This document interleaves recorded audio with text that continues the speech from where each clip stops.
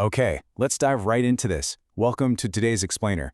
If you are planning a trip to Sydney, Australia, you are absolutely in the right place. We're going to map out the ultimate, unbeatable itinerary by taking a fascinating geographical tour of the city's top 4 private tours. We want to show you Sydney exactly how a true local sees it, so you can perfectly structure your own incredible journey. And our expert source for this?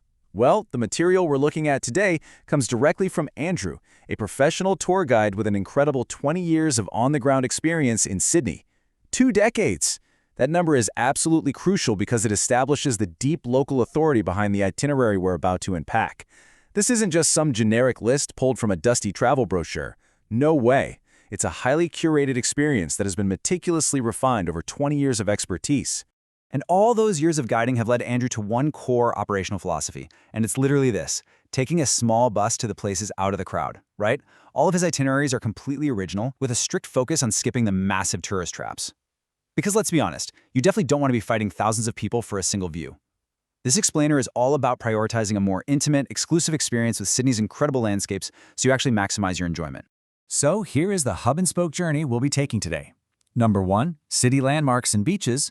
Number 2, west to the Blue Mountains.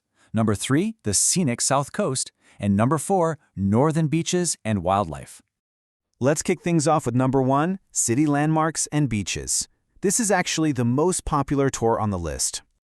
This signature private tour is an 8-hour deep dive into literally everything that makes Sydney globally famous.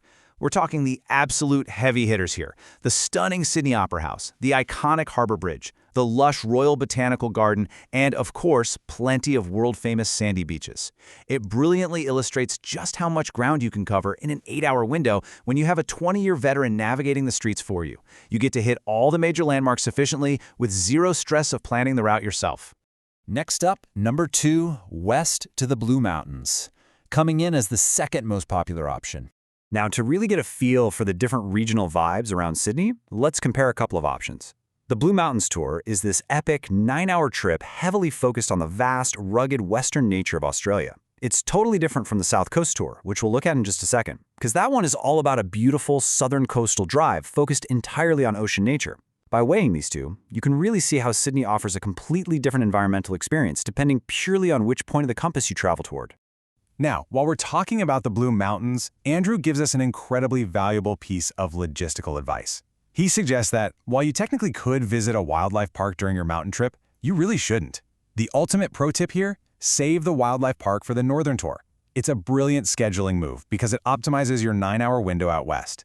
You get to focus entirely on those epic landscapes, the vast vistas, and the fresh mountain air, rather than rushing an animal encounter and shortchanging the mountains. Moving right along to number 3, the scenic South Coast.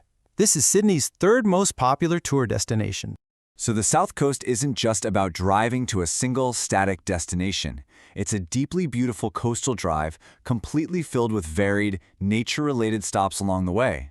Just imagine sweeping, panoramic ocean views, the sound of crashing surf, and pristine, untouched coastal environments, all just a short drive south of a massive, bustling metropolis. It's heavily focused on that raw, serene beauty where the ocean meets the land. And finally, number 4, northern beaches and wildlife, the fourth tour on our itinerary.